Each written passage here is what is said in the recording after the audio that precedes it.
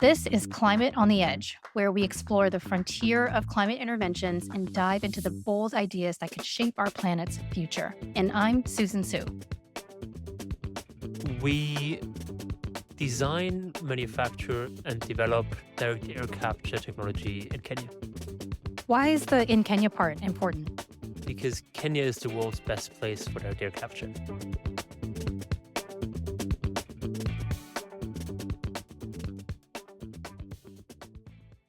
Hey everyone. I recently attended the Carbon Removal Capital Summit, a joint production between XPRIZE and the major global bank Santander. It was an awesome opportunity to get to flag down some pioneering XPRIZE finalists and hear more about their work. In this interview, I speak with Martin Freimuller, co-founder and CEO of Octavia Carbon.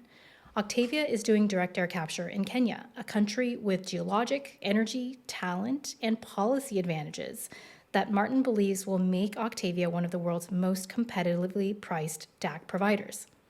Martin is an incredibly deep thinker, and he brings up thought-provoking points about comparative advantage, clean energy sourcing for DAC, and the commonplace use of renewable energy credits in the direct air capture value stack, which is important since DAC needs to run 24/7 in order to pay back its high capex, which thus requires 24/7 power, which is not always readily available with clean sources, and about human ingenuity itself. Martin isn't afraid to face the toughest, most unsolved risks for direct air capture and for carbon removal, and I have learned so much from him over the years, no exaggeration. This conversation was no exception.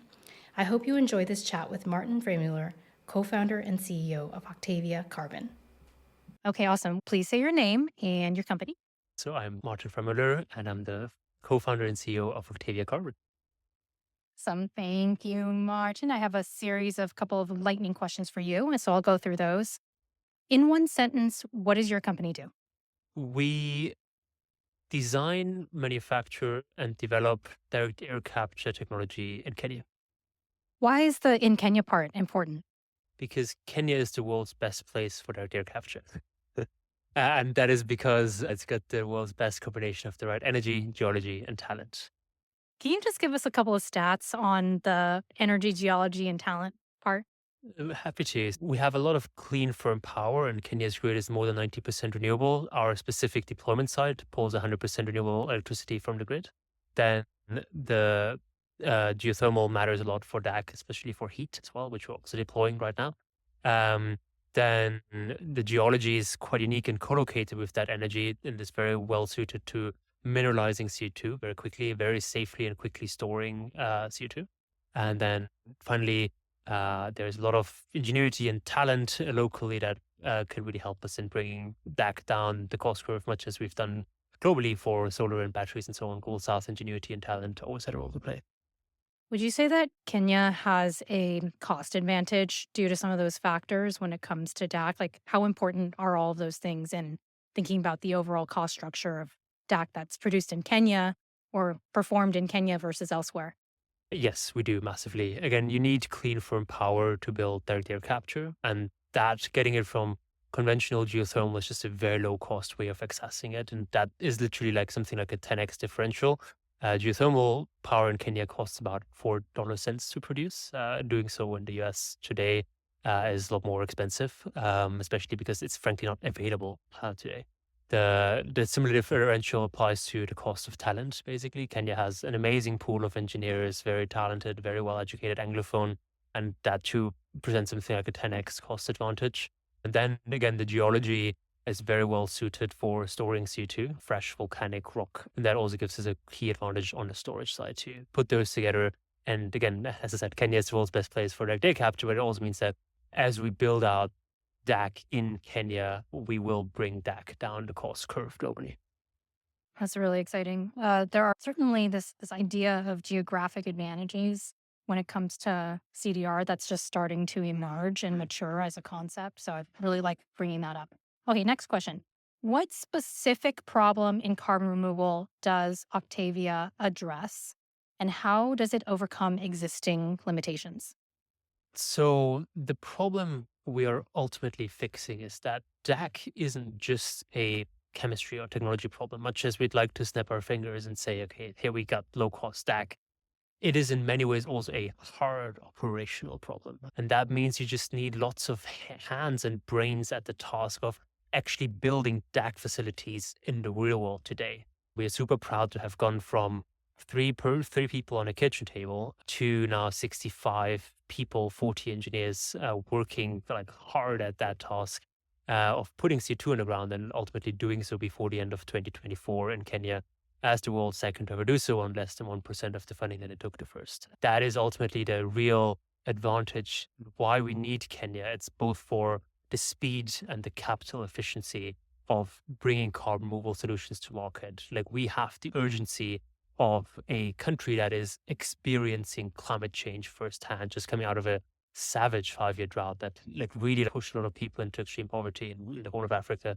Um, and that is what motivates us to just work harder, do this faster, and ultimately to have the government support and the community support we need to really build out DAC at scale and at lightning speed. I really like your point about capital efficiency. And I think that's an interesting one because it jives with my longstanding theory that when it comes to direct air capture, we've been saying DAC, but direct air capture, a lot of it is really just who can buy down the most mistakes and R&D and testing and cycles for the least amount of money. Yeah. And it's as simple as that. And there are a lot of ways to go about that. If you're really good at fundraising hundreds of millions of dollars, that's one way to do that. If you can get alternate revenue streams from customers that are willing to pay for utilization, that's another way to do that. Or if you can just keep your operating costs really low, like Octavia, that is also another way to do that. Okay, so the next question I have for you is, Can I comment? yeah, Okay. please. And I think it's really key to also think about today as 25 years away from 2050 and really thinking about, okay, so where are we going to build DAC in 2050, right? And I think, again, there's that sort of crystal ball that I don't really have. But the point that I'm trying to make is that where you build it today matters to where you're going to be in 2050, right? If you lock yourself into really high cost supply chains today and you like chase down like clean electrons in geographies that don't really have ready access to it, that also creates certain path dependencies for you that make it very hard to adapt to a world where, frankly, for carbon removal, it really should be that the lowest cost producer wins, right? That's ultimately what we need for the climate and for producing carbon removal at a planetary relevant scale without like actually like making everyday life as we know it much more expensive and less affordable. And so it matters where you build it today because that also means that like when 2050 comes around and you want to deploy into like most cost effective places, you will have a knowledge and a savvy of operating in those markets, right? And the sort of like the relationships with policymakers, with communities, and so on. And that's why we like really believe in Kenya because it's not as easy to just like build a 1 million ton DAC facility in I don't know like a random country like I'll say Albania tomorrow and then say oh and now I'm going to Myanmar, right? Like it's just that just doesn't work as easily. And the point is that clean firm power cannot be an afterthought, right? It may be available in many places in North America and Europe by 2035, but even if it is, and that is a big if, it might not be cheap, and it will very likely not be cheap anytime soon, and not competitive with places like Kenya that just have a unique endowment for clean firm power, right? Like we don't drill oil wells in central Germany because you don't have the resources there. And so similarly, we are thinking about clean firm power as a geographically specific resource that will predestine it for being the global leader for their capture of green molecule services. There's also a policy advantage, it seems, in Kenya, which is huge. If you think about the big bottlenecks, it's sort of power, OpEx, permitting, and policy. And then, of course, there's just core operational talent. But on the policy side, do you want to just share a couple words about that? Yeah, very happy to. And it is definitely helpful that Kenya's government is very focused on clean growth, right? That is their thesis for how they will develop their now middle income country into a high income country. They're really banking on Kenya's renewables and its talent pool to attract global industries to Kenya for sustainable growth and export ready like green commodities. And that means that they are very interested in direct air capture. We've had the climate change envoy of Kenya, or John Kerry, essentially over like several times. We've had the US ambassador, the King of England, and so on. We're getting eyeballs in our local ecosystem, and for the right reasons. I think the Kenyan government is very keen that um, its geothermal wealth actually produces values and jobs and profits in country, right? DAC machines are ultimately highly autonomous, right? They don't need a huge amount of labor input once they're deployed. And so you really want to make the most of actually creating the value in country, like building those machines in countries, developing it in country, and not just deploying it in country. And again, that is why we get a lot of hearing from our local policymakers and incentives on the tax side as well, on the sort of like concessional electricity rates and so on, especially economic zones. They're definitely doing what they can to make this to make Kenya a very attractive place for well, DAC players generally, but also specifically for us as the sort of local leaders in this technology. So, Martin, you weren't always doing direct air capture. What makes you so passionate about this particular solution? What makes you so passionate about what Octavia is after? Such a great question. So again, I think much like everyone, I do think that the portfolio approach is the right thing to do right now. But again, I wouldn't be a good entrepreneur if I had a lot of conviction in the thing that I'm actually doing. And direct air capture is like, I think taking the mantle of the engineered solutions, which are really the vast majority of the solutions that we actually have today, right? If you think solar batteries, EVs, all of these are highly engineered solutions, and they're not easy by any means thermodynamically, much as DAC is very hard thermodynamically. But human ingenuity doesn't really have a limit. And that really is demonstrated clearly in the cost curves that we've seen for these technologies over the past few years. And that's also why I'm just so excited about direct air capture and like integrating all the latest science and developments into our approach. We've got an R&D team of 18 people. We've got all sorts of partnerships with universities around the world and materials companies and so on to really like leverage and operations to just take that down the cost curve. We're super impressed by the volumes and costs that our friends in bikers and ERW and so on are managing to achieve today. But we do really see that there is a big role for the sort of fidelity and quality and scalability of DAC, especially in countries like Kenya. So that's something where we're quite excited. All right. So, we are looking at the world of carbon removal. We see so many established players. We see huge incumbent energy companies. We see project development companies. What do you, as a startup, what do you see when you're peering over the edge? What do you see as the true frontier within carbon removal? And that can be something that you're working on, it can be something else out there. What do you think is just really out there? And if you had a crystal ball, would be the thing that you would say this is going to emerge in the next 10 to 15 years? Such a great question. I do think that for DAC specifically, I think the industry is going to get more clear eyed about its limitations. And I think for DAC specifically, that will be the availability of clean firm power. Because if you're using low quality RECs, then ultimately buyers of DAC credits should ask themselves if they, why aren't they just buying credits from renewable energy credits anyway, right? The point is that you cannot use like shortcuts to like removing CO2 from the atmosphere. It has to be real. And you have to really like account for the full life cycle of the activities that you're funding. And I do think that for biomass, so like sustainable biomass sourcing is going to become a big sort of conversation topic.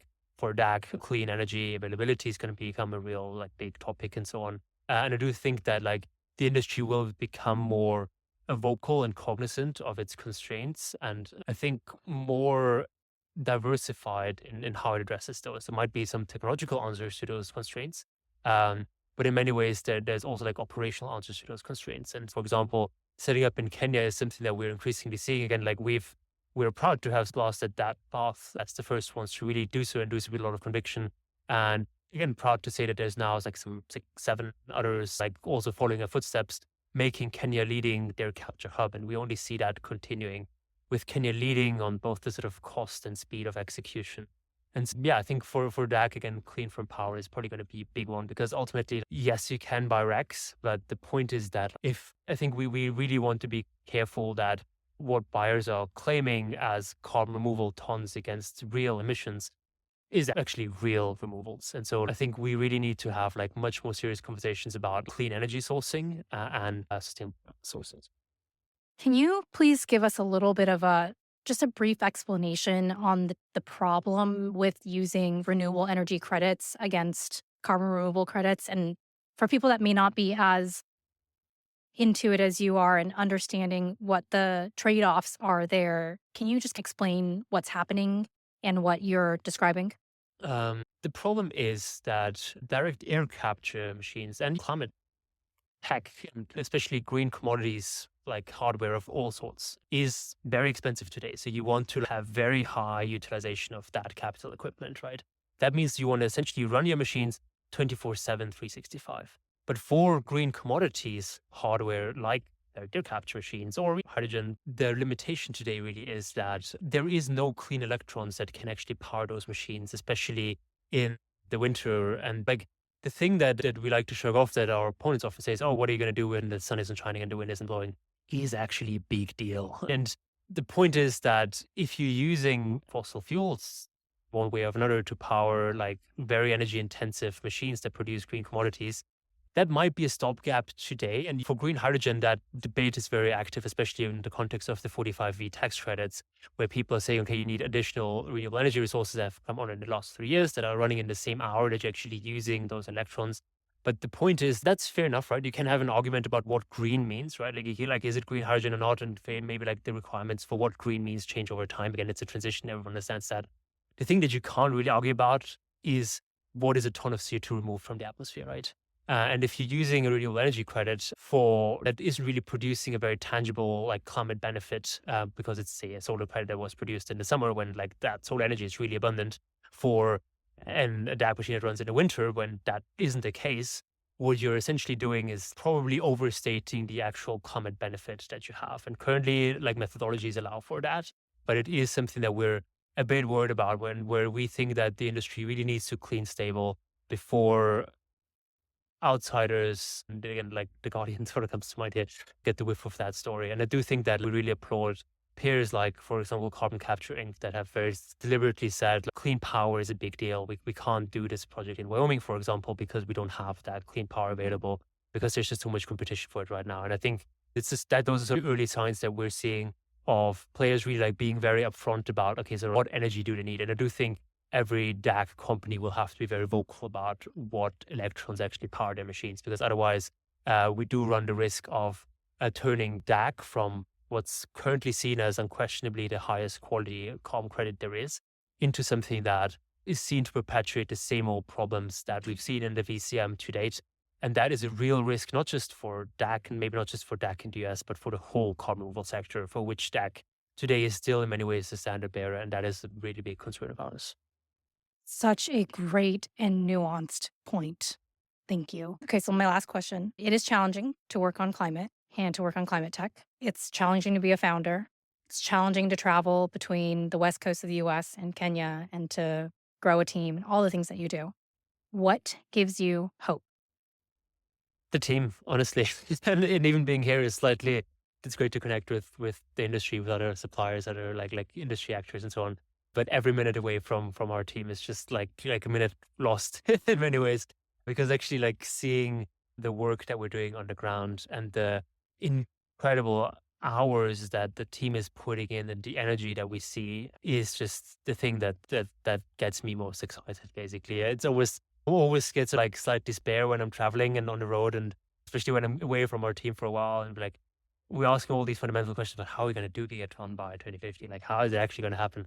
But then being back, I'm like, it's one bolt at a time, it's one weld at a time, it's one DAC machine at a time. But we're building those machines, we're installing them, we're pouring concrete in the Rift Valley, we're putting C2 in the ground by later this year.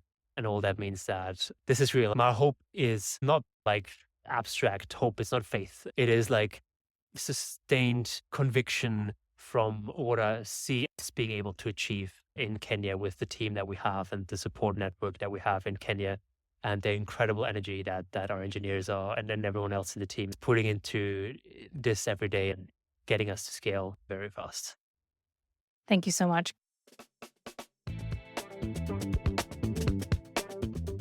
Thanks for listening to Climate on the Edge. If you liked this episode, please subscribe to the show and consider dropping us a 5-star rating and review. You can also follow us on social media so you never miss an update. Climate on the Edge is brought to you by Emergence, innovative minds exploring climate's next frontier. Thanks again for tuning in. See you next time.